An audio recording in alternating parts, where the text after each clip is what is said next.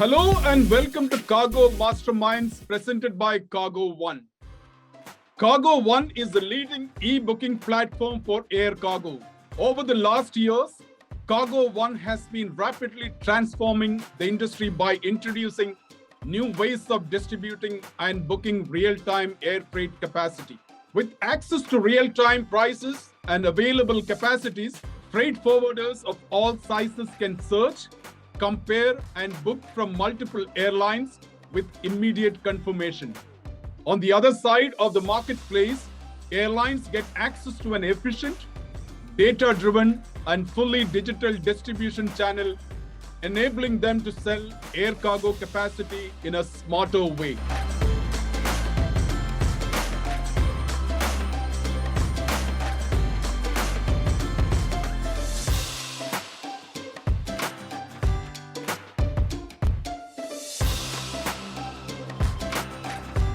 If you would like to learn more about the platform, you can visit cargo.one/cargo masterminds. My name is Reggie John, and you are watching Cargo Masterminds presented by cargo.one. This is our weekly episode where we bring leaders from global logistic companies for a one-to-one conversation. In 2020, amidst a severe global pandemic, Lufthansa Cargo recorded the best financial performance in its history. With a turnover of 2.8 billion euros and 6.5 billion revenue ton kilometers, Lufthansa Cargo is one of the world's leading companies in the transport of freight by air. The cargo carrier serves around 300 destinations in more than 100 countries with its own fleet of freighters. The belly capacities of passenger aircraft operated by Lufthansa German Airlines, Austrian Airlines, Brussels Airlines, Eurowings, and Sun Express, and an extensive rod feeder service network. The bulk of the cargo business is routed through Frankfurt Airport. My guest today is Dorothea Von Boxberg, the Chief Executive Officer of Lufthansa Cargo. She is also the Chairperson of the Lufthansa Cargo Executive Board. Her appointment to the current roles was announced in November 2020, and she took charge on the 1st of March this year. Her responsibilities include business development, corporations, legal affairs, communications, corporate responsibility, information management, digital transformation, as well as finance and controlling. That's a lot of responsibilities. Dorothea, welcome to Cargo Masterminds. We are delighted to have you here. Thank you, Reggie. Dorothea, in November 2020, as I said in the introduction, it was announced that you would become the CEO of Lufthansa Cargo, following footsteps of Peter Gerber, effective March 2021. What was the brief to you then, and what are some of your top priorities for the cargo carrier? Yeah, so that was very much in the midst of the pandemic. So a lot of focus was, of course, getting the cargo business right in these days when the passenger planes were still so much on the ground. So I think that was a very clear message from the start, keep it going the way it started in the pandemic. And then, of course, on a more long-term perspective, digitalization is a very important topic, and sustainability as well. So that are definitely topics I was kind of thinking about and working on from the start. Dorothea, it has been 4 months into your current role. I always think that a self-assessment is always the best assessment. How do you assess yourself, and what are some of the high points since March 2021? Well, I think what is quite astonishing is how well the market is still going. So you would expect a summer dip, and it doesn't really come. So that's commercially a very good start into the new role. But in terms of my own self-assessment, it's been talking with many people. So I've spoken to lots of people in our organization, but also to many customers to really see where should we bring our business forward. What is it that customers expect? What is it that my colleagues have in their minds how we should develop? And that's gradually forming to a picture to then have a new strategy for Lufthansa Cargo. For 2020, you had the best financial performance in the history of Lufthansa Cargo, largely because of the elevated yields, optimum utilization of your assets, and better load factors, even though there was a very sharp decline in FTKs and capacity. We are halfway through the 2021, the peak season is ahead, and therefore What is your reading of the current market condition, and how do you think that you will close 2021? The market is always offer and demand, you know. On the offer side, we have less to offer as an industry than we would have thought. So there are still many long-haul aircraft on the ground. And that is because the borders are still closed, or most borders are still closed for most passengers. And so that's why cargo capacity is still scarce. And that's, of course, having an impact on load factors and prices. On the demand side, at the same time, I think demand is fairly strong. It's above 2019 levels already. A number of industries really have a high demand. So, for example, pharma industry, as we all know, and automotive, or e-commerce. So there are also a number of industries that have particularly high demands. Or if you think of the shortage in microchips, I would expect in the second half of the year many of those to fly rather than to go via sea freight. So I think on the demand side, it looks rather positive. But then we all know that prognosis in air freight are always a little bit crystal ball reading. From what you observe currently, how optimistic are you about the return of the wide body long haul passenger traffic, which is a big advantage for cargo carriers like Lufthansa take advantage of the belly capacity? That's very true. So usually we have half of our capacity on long-haul bellies of Lufthansa, Brussels Airlines, Austrian, and we're dearly missing that right now. So, well, whether and when it comes back depends a lot on opened borders. And we are fairly optimistic that on the transatlantic, we'll see an opening in the next few months. Into Asia, it looks like it would take some more time, but I think it's now gradually opening. And what we also see is that there are more planes already in the air. So, for example, from the US into the EU, borders are open. That's already helped get some more capacity into the air on the transatlantic. And it's probably not a big bang thing, but it's more this gradual increase in capacity that we're very much looking forward to.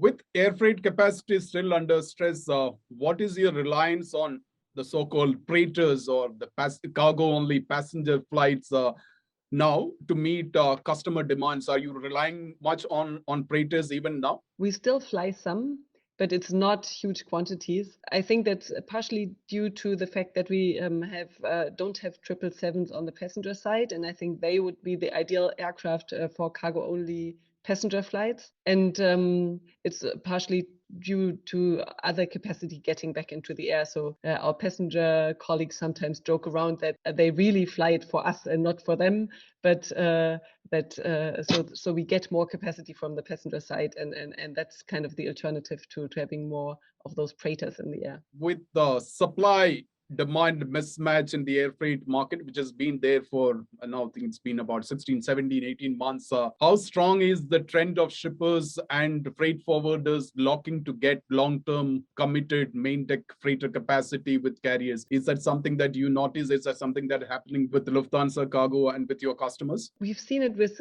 quite a few forwarders that they were doing long-term contracts, like full charters or big allotments. And but the point in that is, of course, of getting a very good price and then earning more on that. And so I think the later we get in this pandemic state, the less it will be happen, because at some point, of course, prices will drop. And I would imagine that most forwarders don't want to take a real capacity risk where they then rather pay than get benefits from that fixed capacity. So I think it was a very clever move early in the pandemic when you saw that capacity was really getting out of the market. But now I think the market has a lot more stabilized. I mean, carriers know what the market prices are. Forwarders also know what their real requirements are and how to fly them. So I think it's getting less. That would be my prediction. But I haven't seen all the contracts, of course. If the return of the long haul passenger traffic is slow or slower than what you expect, and the oil prices continues to remain at the current levels, about $74 per barrel, $75 per barrel, and yields are not at such elevated levels as we have seen in 2020, but demand is very strong, what will be your options to continue cargo only passenger flights or freighters to ensure system relevant supply chains to your customers? Well, in the end, the valve will always be the price. So if it's really necessary to fly something, then the price will allow, despite higher fuel prices, to fly those flights. And so that's kind of the good news. Yeah, there is no hard end of capacity. So there are so many aircraft on the ground still worldwide that any shipper will always find capacity to fly.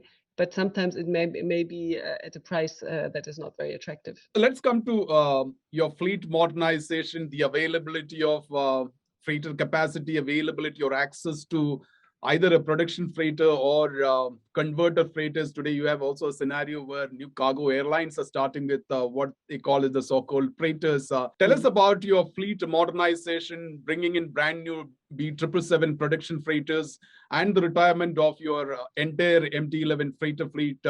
When do you expect to have a single freighter aircraft type in your fleet? Now, I actually prepared this question on the day, on that same day evening, you actually announced that you would actually have two narrow body A321 freighters putting into effect maybe next year. Tell us about your fleet modernization and when do you expect to have your entire MD-11 out of your system? Well, that's of course a very exciting topic for us, and it's something that we've been working on for years. So having a fleet rollover really is a big thing for a cargo carrier because those aircraft are such heavy investment, things, if you want. And it's now in the second half of the year that our last MD-11s will go out of the fleet. Right now, we only have 2 left, so that's not very much. And at the same time, we get additional 777 freighters, as you just mentioned. So we're getting to a total fleet of 15, also now in the second half of the year. So that's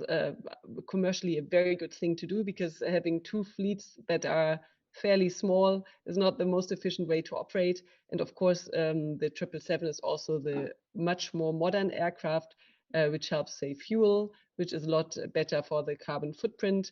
But it's also in terms of the number of frequencies we have a big change because having now 100 static tons rather than 70 makes, of course, a big difference per flight and on the flight schedules as well. But that's been a gradual transition because as we got more and more 777, so there's nothing dramatic now happening. It's just the end of a journey, if you want. And with the short haul aircraft, that is really something completely new for us. We see that there are quite a few aircraft within Europe flying freight, but that was always traditionally for integrators and postal companies. And we now see that e-commerce is really also asking for capacity.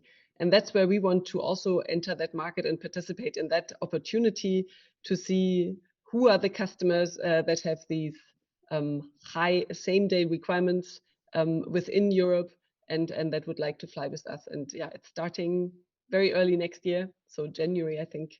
And we're very much interested in getting to know that market better and find good solutions for our customers there as well. Okay, let me understand. I think the speed of delivery and the customer demand for faster delivery of shipment within Europe, there has been a lot of reliance on road network. I think Europe has the excellent road network to deliver anywhere in Europe overnight. But you are now looking at converting a lot of those shipment which is going by road into air freight so that you are able to respond to customer demands much faster. Is that the right reading of the purpose of having this narrow body freighter in your fleet? Well, you're absolutely right. So yes, it's true. There's a good road network in Europe, but there are also some distances that are quite long. So, for example, if you take Germany to Spain, that's more like 30 hours or more on a truck. And of course, you can just fly in within 2 hours. So, so it's really those more long distances, or wherever you've got some water in between. So, to the UK, to the Nordics. Also, it could go down to Istanbul or Cairo if you think around the 360-degree around Frankfurt. So there are quite a few places where you don't get within a day with a truck. And this is the decision is to have 2 freighters, narrow body freighters by early next year. Is there a plan to add more? Well, of course, we've got plans to add more, but we have nothing to announce around that yet. Let me connect this question to another question that is already in my list. That is about your product verticals and e-commerce becoming a very strong and the pandemic has only accelerated the proliferation of the cross-border e-commerce transactions and e-retail. And that's where for air freight, that's where the big volume that comes in. What is your bet on this product and product vertical, particularly when you have an wholly owned subsidiary called Hayworld, to enable cross-border e-commerce logistics. So will there be a lot more of emphasis on this particular subsidiary that you have? Well, when we saw that e-commerce is growing so strongly, and I think everybody has seen that, so it's really 20% annual growth rate in cross-border e-commerce. So it's something I think that all air freight carriers have an interest in because it's one of the largest or highest growing segments. And when we thought about should we introduce an e-commerce product or how exactly do we tackle the market, we saw that it's not likely to work well if we just do it as a product in our own organization, because the requirements are just so different. So it's really this, I need this 99% plus reliability. I also want to have a much higher visibility also on piece level. So many things that customers ask for that other customers might also like, but that are really not required for standard air freight and that are not paid for at standard air freight. And so having this done by Hayworld, our subsidiary, was really saying we need a group of people that really focus on just these features and make sure they really get it right, whereas we cannot do it for all of our cargo. And if you then have kind of a large chunk of your production going one way and a small chunk going another way, we felt it was better to have that in a separate company. And Hayworld is really doing a great job in achieving these requirements for our customers. And so, yeah, I do expect a good future for them and growth. And of course, they will also sell part of the network that we would have now on the intra-European freighters, and they are already working with some of the customers that might be interested in that. Let me also get it correct. So you would expect to have these two freighters having commercial operations starting in the summer of 2022 or the peak season of 2022 or the fourth quarter? No, they already start early 2022. So it's really starting from January. And then how it will really work with which customer, I mean, that's of course all to be said. I mean, it was just announced, so we haven't any contract signed now with the customers, but we now go out into the market. And these aircraft are leased from, and who is doing the conversion? Well, that's something that we actually don't share, but they are leased. Yeah, that's right. I like to come back again into the fleet as well as the availability of production and conversion freighter, because that's a very interesting topic, because everyone wants to order a freighter today and get it delivered yesterday. That's the kind of demand for freighters today. So you said you would have 15 B777 freighters by the end of this year, and that 15 also includes the freighters that would also join the AeroLogic. Is that right? Yes. So we always count it together because we work on the network, we sell them all and so on. So it's two platforms that produce the capacity, if you will, but we consider it all a Lufthansa cargo capacity. One more question on the freighters, because B777 is expected to be closing its production by 2027 because of the emission standards. Of course, the production freighters have a life of 25, 30 years. When you look at the availability of production freighters, what would be some of your bet? Because Boeing has been dominating that market. Airbus is now looking at an A350 production freighter on that same platform. As somebody who is a leader of Lufthansa Cargo, a serious player in the air freight market, what are some of your thoughts in terms of access to production freighters in the future? Well, I would actually expect that Boeing gets to a new production freighter then. So, I mean, on the passenger side, for example, we've ordered the 777-9X. And so there is more innovation coming on that mainframe. And of course, it's very interesting to see whether there are other freighters available. And an A350 would, of course, be also a great option. But I think it's a little bit too early to make your choices because there's not much available around those freighters yet in terms of what are their emissions, what's their weight, all these kinds of questions that we, well, would like to take into consideration then. Which means that you are basically, you're essentially very closely looking at these availability in the future, maybe 10 years from now, whether it is a 777X, a freighter version, A350 freighter version. So you're open to look at various options that are in the market. That's absolutely right. But at the same time, we're really happy to now get to a single fleet. And so we would be very happy to fly a single fleet for a while now. So it's not an easy decision when you've got so rather small fleets to go into another fleet type. So wouldn't need to be next year for my understanding. So that brings us to my next important topic, which is also a topic that is very close to Lufthansa Cargo, which is sustainability. For example, since you assumed the current role, there have been some very significant announcements around sustainability. For example, your partnership with DB Schenker for CO2 neutral flights connection, partnership with the BASF and Lufthansa Technic for shock skin technology to reduce the fuel consumption. These are not just vision statements, but concrete commitments that Lufthansa Cargo has made under your leadership. As the CEO, how would you like to build the Lufthansa Cargo for the future? Yeah, so sustainability is a major topic, and I think it's not discussed the same way on all continents, but here in Europe, it's a huge discussion, and from all that I hear, also in the US already. And I think it's starting in Asia, maybe not to quite such a big extent right now. And what my vision is really to be the most efficient air freight carrier. So I would really like to offer my customers the shipment with the lowest carbon footprint. And that's what we're working on. So having pure 777 fleet, of course, is a major step towards that. There is no more efficient long-haul aircraft right now. So that's the first point. And having the right aircraft can make a huge difference. So if we look at 25 years back at our DC-10s at the time, that was still double the CO2 footprint per kilo. And so having the right aircraft makes a big effect. And then the next thing is, of course, how can we still then save kerosene once we've got the right aircraft? And there topics like shark skin come in. So that in shark skin helps to reduce drag. So it's supposed to save us about 1% of fuel, which is a lot. And but we work on many other things as well. So be it lightweight containers, being the right approach and descent procedures for our pilots. So there are many ways to save additional fuel, but it's really small things. So it's really this less than 1%. And if it's 1%, I mean, that's fantastic. These kinds of savings. And then you at some point get to an end, then the rest of the kerosene is still there.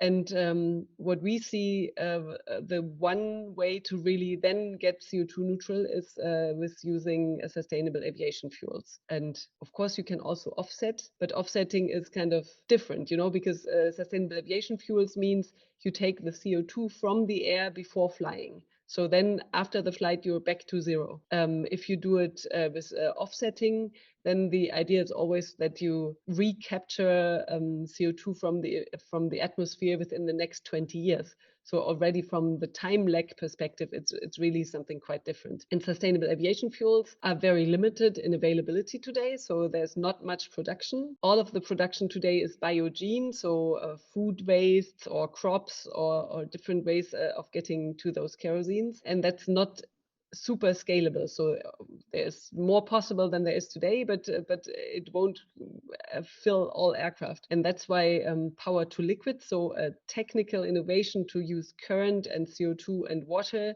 to then get kerosene is the way I think the really scalable amounts of SAF will come from. But that's a long way to go, and that's where we're discussing with the industry.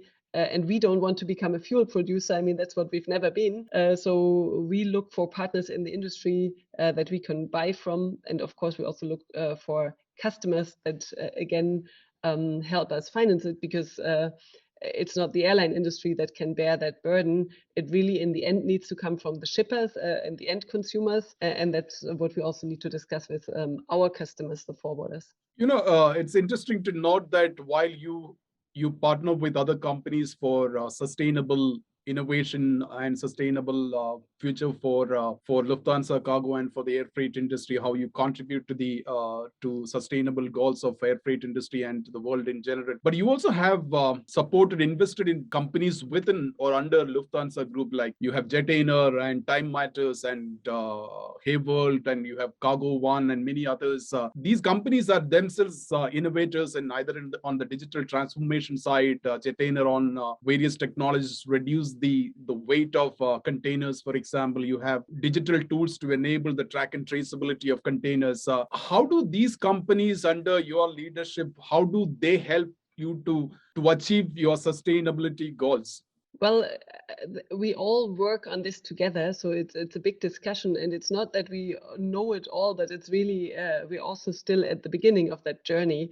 So there's a big discussion, but for example, Time Matters very early on had a CO2 neutral onboard courier product that was done with offsetting. So I think it's also the subsidiaries that have their own ideas themselves. I think the other area where we really work on joint targets is very much around digitalization. So that's also, I mean, it's a topic we've been working on for a long time, but we are nowhere at the end. And getting access to our customers with digital sales, so where you really find good products, good booking ways, rebookings, these kinds of things online, but also where the shipment data flows are really separated from the physical flow of the shipment, and you have the data available at customs before the shipment has even left the ground at the other country.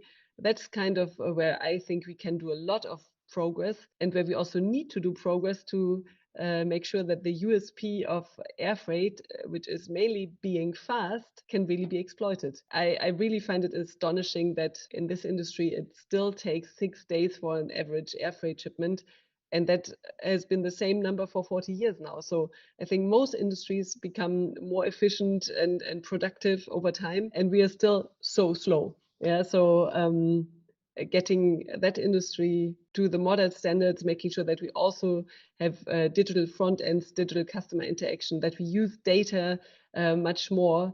And you just mentioned the tracking and visibility topic, which is of course a big one. So I think that's also a very big topic we want to work on, and we do work on. You know, Lufthansa Cargo had been an early adopter of digital transformation tools, and I myself had a chance about a couple of years back in your terminal in Frankfurt, seeing the truck arrival and how at different touch points it's absolute contactless. There are no human beings. Basically, there is a flow of information about what is being carried in the trucks right through as the truck moves at different touch points. So in the digital transformation, what would you like to see in the next couple of years? Is the air freight industry will begin to talk more than about e-airway bill, and we look at really the transformation in much more concrete terms in the air freight industry as the shipment move from the origin to destination? Absolutely, we need that. And it's a lot to do with the interconnectivity between companies, because I think each company within their own premises optimize a lot, but it's really all about getting the interfaces right. And so what you were just mentioning, so if truck drivers don't have to wait anymore, if there's no risk of offloading just because the documentation wasn't done right up front, if you know exactly when you can pick up your freight because you know when it's gone through customs, and you don't just let it wait in the import station for another 2 days just to make sure that you don't come twice. That's all these things where it's really information exchange between companies and processes that are done together, where we can so much progress. And just having the e-airway bill as a digital format was never really sexy for anybody in the industry, and that's why it's also taken so long. But when we see that all documents on a shipment are digitized, well, then it gets interesting. Then you can do these things where you skip the physical documentary acceptance, and you just send some data. And that means your trucker doesn't need to go to the documentary office, saves that time, and can go right to the ramp. And so it's really a lot of efficiency that we can still get. And it's all about getting companies work together that are part of that value chain. Now, let me come to the last question, and it is about the global pandemic, which exposed the fragility of global supply chains. And it is proved that global supply chains are actually not built for resilience.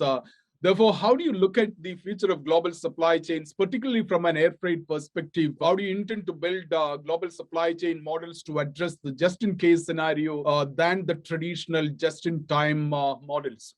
Well, you know, I think the pandemic has brought huge shocks. I mean, demand and offer shocks, but also kind of so many aircraft on the ground, so that capacity was really scarce on the air freight side. Sometimes trucks couldn't got across borders because of all kind of quarantine rules. Sea freight was also not in best order. So this has been a year where all the circumstances were really, really difficult. And still, I mean, we haven't had empty shelves all over the place. People could buy most things. And so I would probably disagree that supply chains weren't resilient. I was astonished how well the world of logistics has really been able to keep the world running while people couldn't move. And there were many things so complicated. So I think one of the experience that people have made is, in the end, it works. I think many customers are not happy about the cost of logistics right now, but that is not a factor that is going to stay. I mean, that's just because of the very concrete scarceness, both in air freight and sea freight right now, but that will even out over time. So I don't think there's a real factor in saying, well, let's not source from faraway countries anymore. I think what many players will do is look into their sourcing. So should all my suppliers be in the same country? Should it be just one or two or three suppliers for a certain good? So really making this supply chain more resilient by having more producers and a wider scheme of partners to work with, that I would very much see coming. But otherwise, I think most of the globalization is there to stay. And one figure that I found really interesting is in China, there are 180 million people working for export. And if you compare that to the whole workforce in the European Union, that's less than 150 million people. So, and of course, not all the Chinese export people work for the European Union, sure. But it's just such a large quantity of people. I don't think that would be possible to shift that somewhere else. And I mean, looking now 20 or 30 years ahead, of course, there will be productivity gains, automation gains, lots of things changing. And then maybe it will become a little bit different. But I think there is still very big advantages of this global world where we share production and where we've got these opportunities to use logistics to combine it. So I'm really positive that this is here to stay. That's really good. Dorothea, it was such a pleasure to have you join us in this episode of Cargo Masterminds brought to you by cargo.one. Thank you, Reggie. It's been a real pleasure. That was Dorothea Von Boxberg, Chairperson of the Executive Board and Chief Executive Officer of Lufthansa Cargo. I hope you enjoyed watching this interview. If you like what we do, please do share it among your social and professional networks. Also, if you are not a subscriber of our YouTube channel, please do subscribe now and click the bell icon so that you do not miss any of our new videos. Join me next Monday as I bring a new guest for a one-to-one conversation here in Cargo Masterminds. Until next Monday, take good care of yourself and be safe. Thank you.